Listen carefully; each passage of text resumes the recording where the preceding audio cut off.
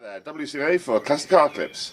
Today is another Hands Dirty episode. I shall be fitting these brake pads to my car, the little Barchetta. And stick around to the end to see what's in here and whether or not it solves one of the long-standing problems I've had with the car.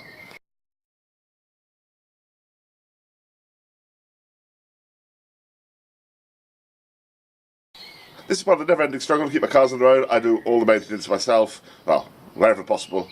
And maintenance is so much easier when you're on crutches. What a ball ache. Anyway, safety first, so use these industry standard wheel chocks.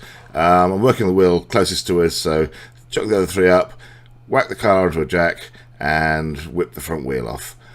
Centre lock, so I use a number 3 hide hammer, whack, whack, whack, spin the thing off, and then raise the wheel up. Whip the wheel off and you can start working. Clip unclips. Yeah, there's some little plastic bungs behind there. Pull those out. Then there's an Allen bolt, 8mm I think, and the caliper bolts come out with a little easing.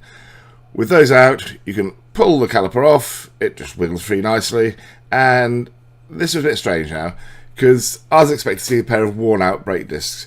But as you see, if I pop these out, there's a whole lot more material on this than I'd expect to see.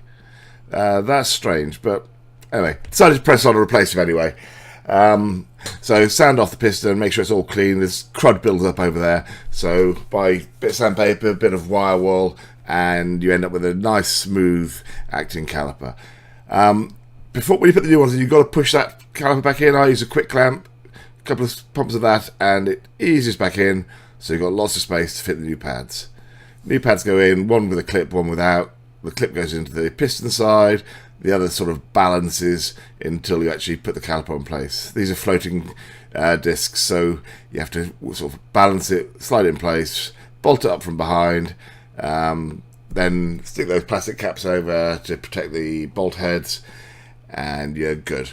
Don't forget to put the vibration clip on. It's a bit of a bugger, but with wiggling and levering and wiggling away, you can do it. Without that, you'll just get horrible brakes, and your brakes won't actually be fixed firmly to your discs, fixed firmly to the car. Anyway, whack the wheel back on, and there you go, 30 minutes, and you've got your pads changed, no problem at all. What could possibly go wrong? Well, side 2, wheel off, clips off, blah, blah, blah, same as before, all nice and easy, right up to the point where I try to actually remove the caliper. This one will not come off. Levering it, hammering it, squeezing it, pushing it, it's jammed on there. Eventually get it off, but as you can see, it's a real hassle. So why is that? Well, put the clamp on and that caliper's not moving. Sand it off, clean it up. Nope, that's going nowhere, definitely. So we found the problem, it's a ceased caliper. I think I'm just going to replace it because the piston in there looks suspiciously different to the one on the other side. So I think it's been refurbed once already. It's Sunday, all the shops are shut, so I can't buy a caliper. I'm away at 7 o'clock tomorrow morning till back end of next week, so this will be sat here like this all week long. So we're back onto it. Bit of WD-40, we'll loosen this end of the flexi and whip the caliper off. Yep, get it somewhere you can work on it, and spanner on. Just simply ease that. Just ease. Oh. No, that. Hammer it. No, that bolt is not coming off. I know. No, full body weight, it won't work. All right then. If I can't get that end of the flexi hose off, let's take the other end off. This bolt here, you can see, is not so corroded, so it should just simply come off easily. So turn it. Don't round it. Don't round it. Okay, ease. No, this is not playing ball either. Day 3 of this 30-minute job. Over the other side, brake pads came out, everything was good, you've seen all that. That took 30 minutes, and the brake pads didn't need replacing anyway. On this side, we've had all sorts of problems. The caliper was seized onto the disc, everything, etc. That piston won't go in. That there is seized, so I thought I'd replace the brake flexi. That bolt up there is seized. I left it overnight soaked in WD-40. Today I went and bought some proper penetrating oil. We've given it a blast of that, we'll leave it an hour. If that doesn't work, we're going to go for Lucifer's lubricant and burn the bugger out. Penetrating oil did nothing, so we resort to fire. First of all, spray the car down with some water, hope it doesn't catch fire, then blow the torch on it. For this bit, I've actually left it in real time, so you can see just how long you have to heat it up for. Lots of the other videos I've seen kind of show this fast forwarded, and you can't really judge how long it takes. It's longer than I thought, and I was actually quite worried about the car catching fire, but hey, what's the worst that could happen? Anyway, leave that playing, dum-de-dum-de-dum. You can see everything starting glowing red. Try not to get the brake flexi, because that's got a rubber coating. You can see the smoke coming off it there.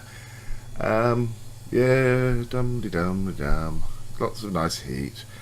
The idea is that the heat should expand the metal and get the rust to separate, and something will happen. Anyway, here we go. So we'll blow out the flames.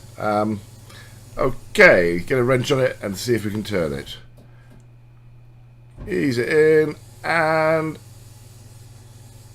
yay, it turns. We've actually got movement there. I know you can't see it because of the arms, but that bolt is turning. So whack some penetrating oil on there quickly and see what happens. Yeah, lots of smoke, obviously it's red hot, but it works. Who would have thought that? I actually caught on camera the moment the bolt came loose.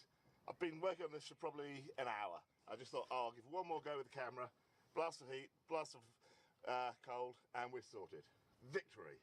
I want to minimise the amount of brake fluid I lose when I change the flexi, so get everything ready. Caliper, flexi, brake sensor, everything all ready so you can whip it off. You're still going to need the brake to bleed the brakes, but it'll be minimal. So here we go. Bleeding brakes doesn't need to be a nightmare. I've got this easy bleed kit, cheap and cheerful. That end goes onto your master cylinder. That end goes onto a car tyre. Pressure from the car tyre squirts the brake fluid into the master cylinder, make sure it all stays topped up and there's no bubbles in the thing. From the other end, you undo the bleed nipple, brake fluid gets pushed through, and obviously any extra comes out of this bottle. Quick, simple, and painless. Back in the wheel arch, we put the hose onto the nipple, hose into the bottle, loosen the nipple off, let the brake fluid come through, and tighten it back up. Job's done, brakes bled.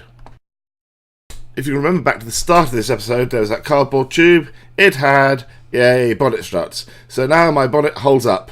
All self-supported rather than a big piece of wood. Well, just about holds up.